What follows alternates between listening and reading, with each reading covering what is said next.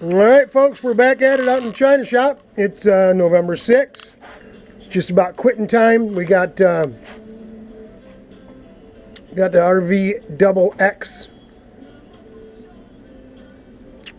intake conveyor slash stuffer.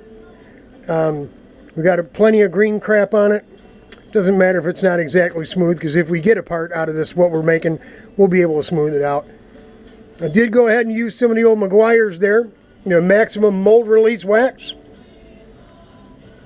and put wax on it. And from experience, I leave the wax on it, and that way it's just extra insurance that this thing is going to come up out of here. So what we've got going in the back is we mixed up some red gel coat, half red gel and half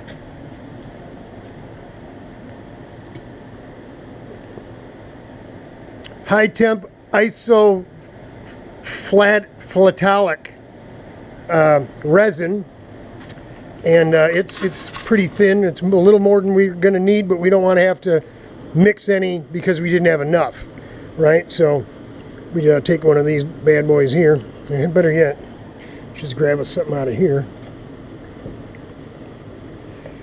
A lot of the from the old track day stuff, a lot of the old plasticware comes in handy.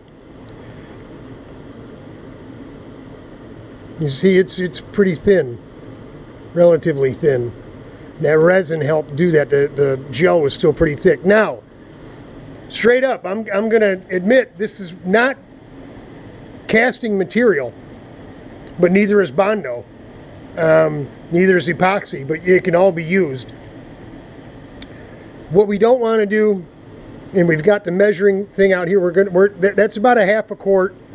We're going to go 10 cc's, 20 cc's for a quart. We're going to use this. There's graduations on the side of here.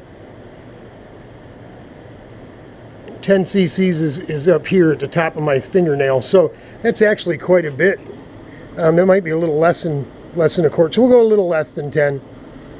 What we don't want is this thing to get so hot that it cracks.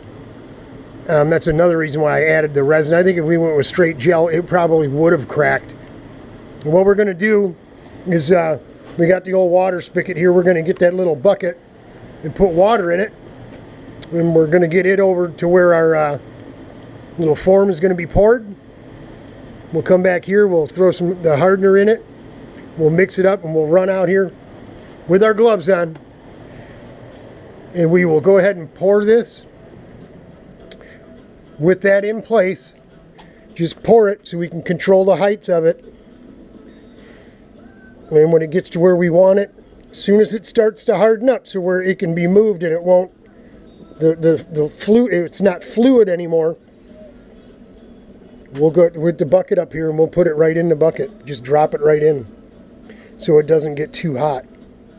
But we will make sure that it's already, the chemical reaction has happened. It's kicking off, so to speak. And then we'll go from there. So that's it. We'll bring you back in a minute when we're pouring the casting material, and we'll cross our fingers. Hang in there, y'all. Party!